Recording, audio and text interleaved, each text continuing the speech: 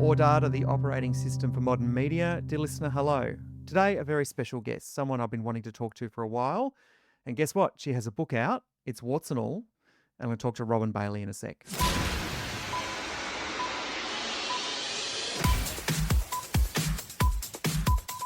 Robin, you always light up every screen you're on, including mine right now. How are That's you? not true. I'm good, thank you. I'll take it though. How are you finding the journey of being an author now in terms of all the publicity and retelling the story and doing interviews? My husband Sean said to me years and years ago that you always need a platform, and a book is one of those things that gives you a bit of gravitas that something else doesn't. And I probably should have realized that because I come from a family of writers. My grandmother was quite a well-known writer, and my mum's got a couple of books as well. But it is different, and I think it's because people can reference back. Like in radio, what are we doing? It's air. And yes, you can go back and listen to, podcasts or bits from the show, but it's not the same and it's not always in the same context. Whereas in a book, you literally can pick it up and go, oh, yeah, where was that page? Whatever. So, yeah, it seems a bit more solid. Yeah, it's kind of like a historical document all of a sudden, Yeah, isn't and it? also, like, I've only ever worked in teams, I've been doing brekkie radio for 37 years, so, I don't think I mean, I did solo for a teeny bit down the Gold Coast when I did a national night show for regional, but, the rest of the time you're in other people's context too, so this is the first time where I get the first, last, and always word.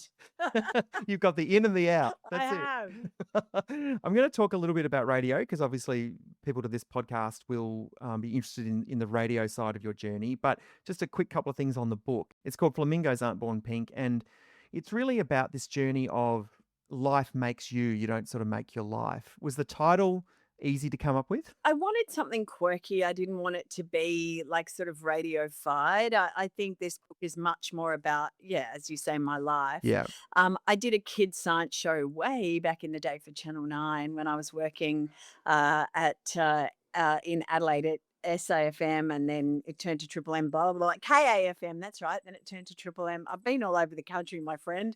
And I was working on a kids science show called Hot Pink, called oh my God, called Hot Science, and one of those things was about flamingos aren't born pink. You can tell I've done a show this morning, can't you? Totally. And I'm back off holidays. I'm like, "What's my name? Who am I?" Yeah, and that was just one of the statistics, and then when my editor had kind of gone through the whole story, and she said, "There's something about there's an evolution in your story." So that was the name she suggested, and I really liked it. Beautiful. Well, it's a good one to embrace because your story, not only from a personal perspective, obviously, and that's what the book goes into, because it's pretty raw reading, is warts and all. And I wonder what the difference is between turning up to work every morning at 5 a.m., thinking, right, my job is to make everyone's day brighter. I do that through storytelling and connecting with particularly your Brisbane audience over many, many years. Is there a difference between connecting as a radio broadcaster between writing and connecting with a reader? Yeah, I think you have to tell a whole story. In radio, you can get in tangents and you get taken. And I think there's a thing in radio where you're much more feeling your way of on a morning about a certain story that's happening, and it might be based coming off something in the news, and you're reading the room a little bit more on a much more sort of immediate basis. Whereas I think in the book it just has to be my story and I have to put my heart into it. And it was interesting because when I first wrote it, it was like 180,000 words. Oh my God. I mean, no one will ever see that manuscript, but it was just this kind of spewing forth. And then it required other people to, I pared it back a fair bit with things that I went, the public doesn't need to know that.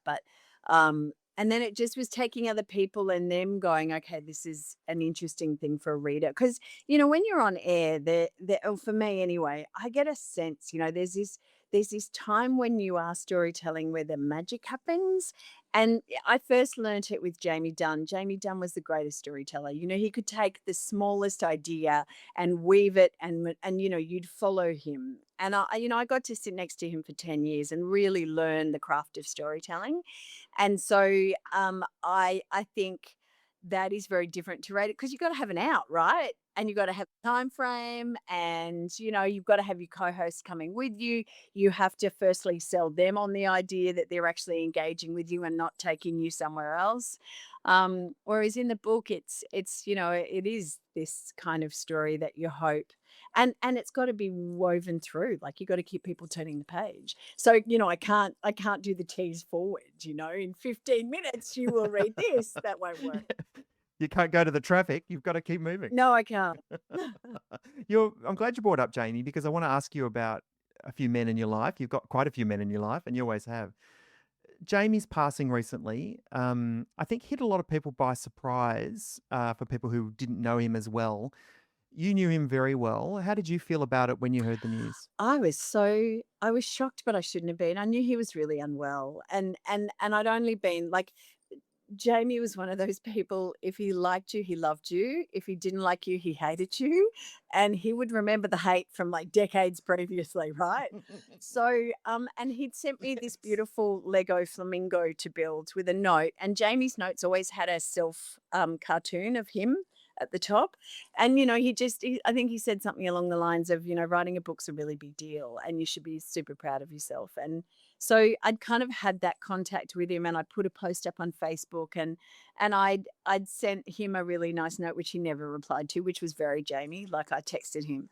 Um, I was just shocked. I was in a shopping center car park and I cried. And I got told by Channel 7, I think, people were then they'd heard the news and were then like going out to try and talk to people who knew him.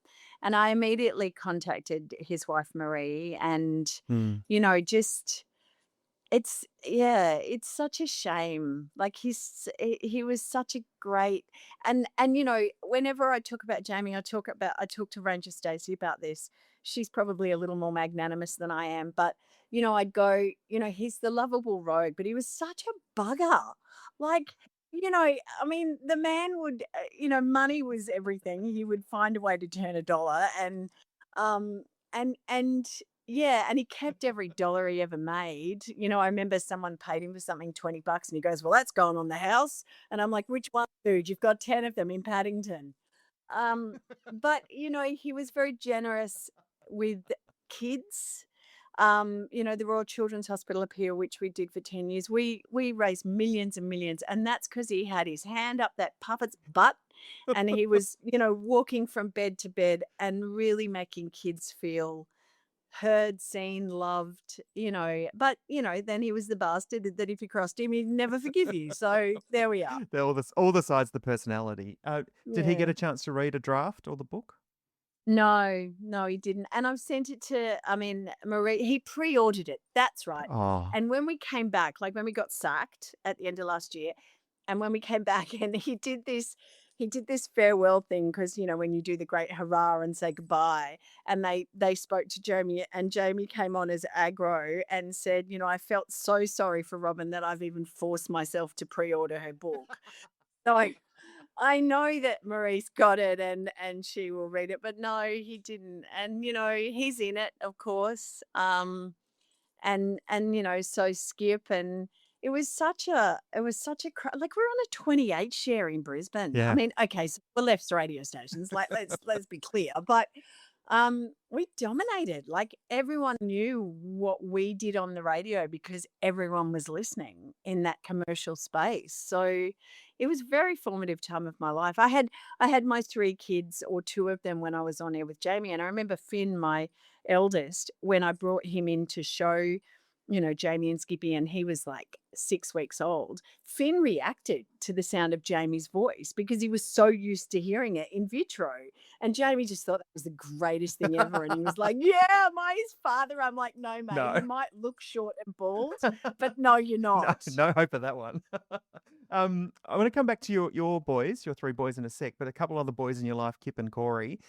This is not going over old ground because I think we've heard this story now, but about last year and how it ended and coming back. Also, I want to ask you about when you got the call, when you got the, "Hey, listen, let's have a chat." Was your immediate reaction relief? Was it like the world has righted itself? What was it? I was really angry. And I was angry because And if you do read the book or whoever reads the book, one of the themes throughout the book is the way women have been treated by in the commercial industry. And not because I'm standing here crusading about this, but because it's been bullshit. And it's been bullshit for a really long time. And in some ways, like when it was announced this year in Brisbane, there was only going to be one woman, and that was Jackie O for an hour between 6 and 7 as a repeat of the Hour of Power. That was the only female that was going to be on the radio station. And I mean, thank goodness that shifted, but that's insane. Right, yeah. And that can still be something that wasn't considered in the process. That's not why I got angry initially, but it is part of, some of the stuff that's still going on. I was angry because it felt like an abusive relationship. It's like I love you, I don't love you, and you got to understand. For me, this was the second time it had happened. So I got sacked. And then I got brought back. And, people have said, oh, why'd you come back? It's because I love it and I'm good at it. And and this is my natural home. So yes, I gave our boss DB quite a hard time in that phone call. To his credit, he took it, and I respect that too. But once I'd that was just this. Um, then it all sort of calmed down, and then Kip and Corey and I had a conversation, and we love what we do, and the industry now, there's not many jobs.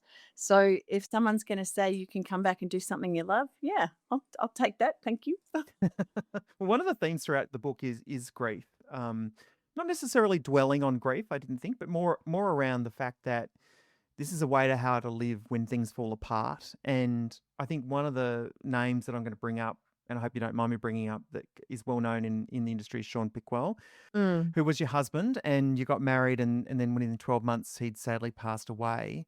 What was it that you and Sean were attracted to in each other in those early days? Okay. It's so funny because people go, it's so sad, but like I put a smile on my face. Like I did, my time with Sean was just brilliant.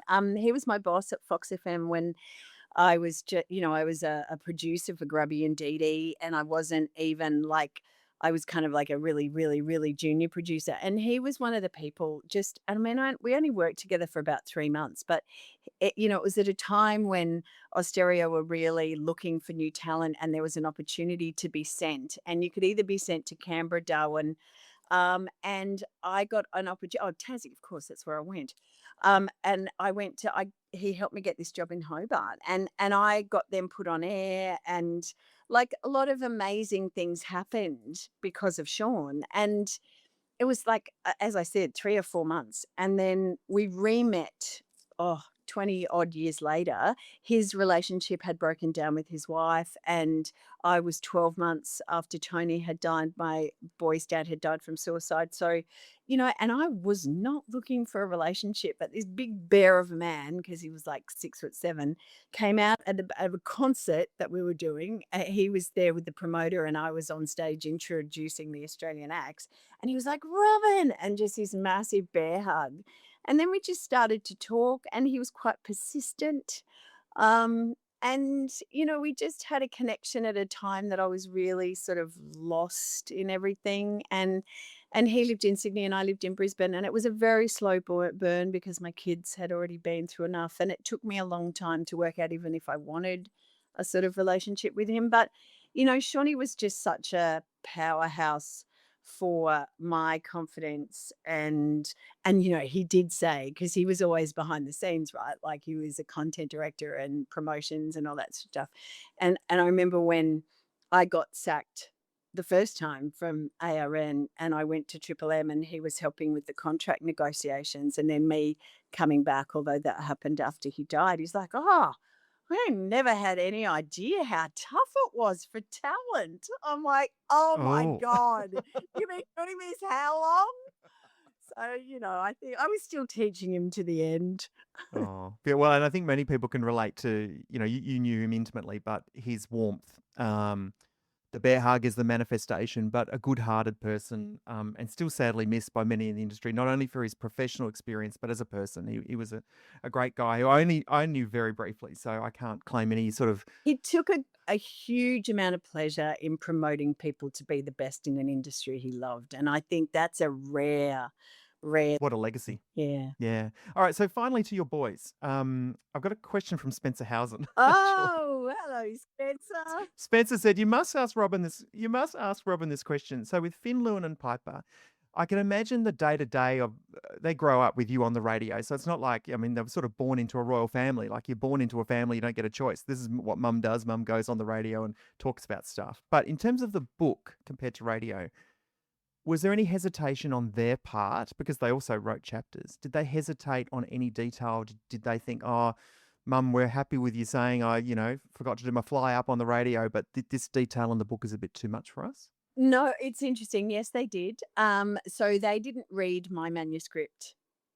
They had a ghostwriter read my manuscript and then really specifically talk to them with questions individually for them. And then their sort of chapters unfolded independently because I was very, very clear that if they were going to be a part of this, which was their choice, I say they could have been like the Osbournes, the Osbourne documentary where the eldest daughter, the TV show, she has nothing to do with it. That I Yeah. was totally fine for anyone or all or none to say, I don't want to do it. But I think there was an element for all of us of making sense of the insanity of what had happened. And look, Wade, it's tough because there are things in those chapters that I read for the first time that I found really painful, and things like about being on air and how they didn't like it and how at times they resented some of the things that I did. And I mean, you'd say, "Oh, you should know that," but I think because I was the sole breadwinner, because I had to work, because, I sort of justified that. So it was very important to me if we were gonna do a warts and all that they had a chance to be a part of it, because I think their story is very important in this, and there are natural consequences for all the choices that their parents made, from their father's suicide to me repartnering to they get dragged along, as children do, in their family's decision making, and part of that was very much on air, but, and they're responding differently now the book's out. I think the eldest probably just wishes, it's done now. They've done he's done a bit of publicity. It's like, yeah, yeah, I'm going to get on with my life. Whereas I don't know about the other two. So, the youngest is quite enjoying it, but more just because, his friends' mums think it's really cool. But they're 21, 23, and 25 now. So they're adults, and they also know they've had some pretty amazing experiences because of radio. So yeah, I think it's a double-edged sword, really. Yeah, for sure. Well, the book, Robin, is out now. Flamingos Aren't Born Pink. I think in terms of memoirs, it's very different to other memoirs in the context of not only your life story, because it's obviously unique, but in terms of the people that are with you along the way, whether it be Skip, Jamie, Kip, Corey, ARN as a company, or Stereo as a company, but most importantly, your boys. And I did ask someone in Brisbane to give me a word to describe you. And in my head, I thought, I bet you the word I get back is courageous. But the word I got back was beautiful. Really? Yeah, from someone who'd worked with you, and they said beautiful in the context of makes everyone else beautiful too. The warmth that emanates from Robin is someone who makes beauty out of situations where there may not naturally be there. And I just thought that was a nice way to wrap up to hopefully, on behalf of radio, remind you how lucky we are to have you in our lives and to have you back on the air. And thank you for spreading the beauty and warmth around. Oh, that's so kind. I will say that I think the greatest gift that I ever received was starting my career at 2WEB in Oh, Burke wow. Okay. and having to realize that everything you broadcast, you walked into a town of 3,500 people, and those people were going to come find you in the pub if you weren't authentic and kind. And so, yeah, I think it was a lesson I took way back then of going, yes, there might be tougher conversations, but make sure you end up making people feel better. Because what's that old adage? They won't remember what you say, but they sure as hell will remember how you make them feel. So make them feel something good. Thank you for sharing your story. And you do make us feel good. And long may it continue many years in the future. Thank you. We'll see.